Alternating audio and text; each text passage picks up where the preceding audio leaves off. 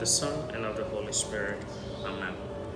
Brothers and sisters, today the Church celebrates the memory of Saint Monica. Our first reading is taken from the first letter of St. Paul to the Corinthians, chapter 1, verses 1 to 9. In our Gospel reading is taken from the Gospel according to St. Matthew, chapter 24, verses 42 to 51. The Gospel of today's Mass narrates Jesus' arrival in the city of Naim, in the company of his disciples and a large crowd of people. On entering, the Lord encountered a funeral procession with a widow whose only son they were bringing to bury.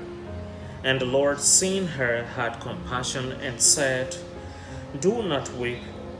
He went up and touched the stretcher, so the bearer stood still.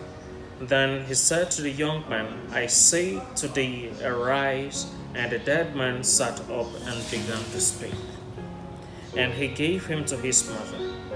This miracle is wrought in souls again and again. Many who were dead to God have been restored to life. For many years, St. Augustine, the son of St. Monica, lived outside of God's favor. He was dead to grace through sin. The saint whose feast we celebrate today is the irreproachable mother who, through her example, tears, and prayers, obtained from the Lord the spiritual resurrection of the one who would later become one of the greatest saints and doctors of the Church. Furthermore, St. Monica's daily fidelity to God also won the conversion of her husband Patrick, who was a pagan. She exerted a profound influence on all those who formed part of the family circle. St. Augustine summarizes the life of his mother in these words: "She looks after everyone as if she truly were the mother of all. She also serves everyone as if she were the daughter of all." St. Monica constantly kept the conversion of her son in mind. She wept much, begged God insistently, and never stopped asking good and wise people to speak to her son and try to convince him to abandon his errors.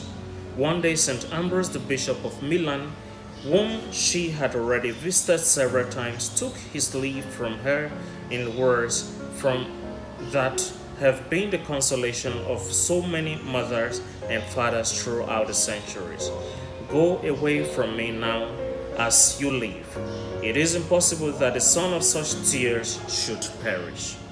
The example of St. Monica remained engraved on the soul of St. Augustine, so that years later, perhaps recalling his mother, he exalted, "Do everything in your power to obtain the salvation of those in your family."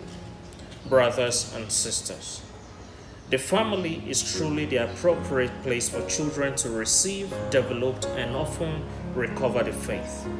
How pleasing to the Lord to see the Christian family as truly as a domestic church, a place of prayer and of transmission of faith and learning through the example of older ones, and a solid Christian attitude preserved throughout life as most sacred legacy.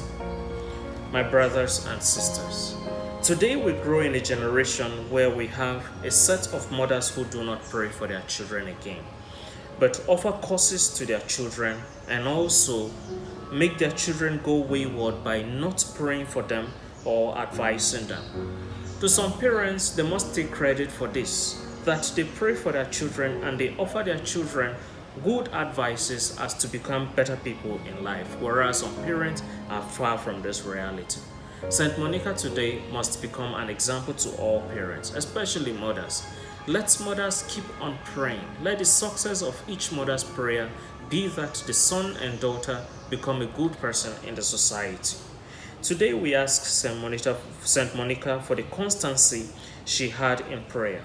May she help all families to preserve the treasure of the family piety.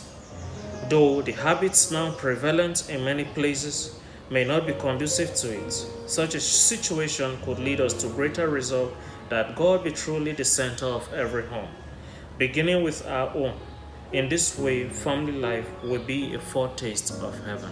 We ask this through Christ our Lord. And may Almighty God bless you, the Father, the Son, and the Holy Spirit.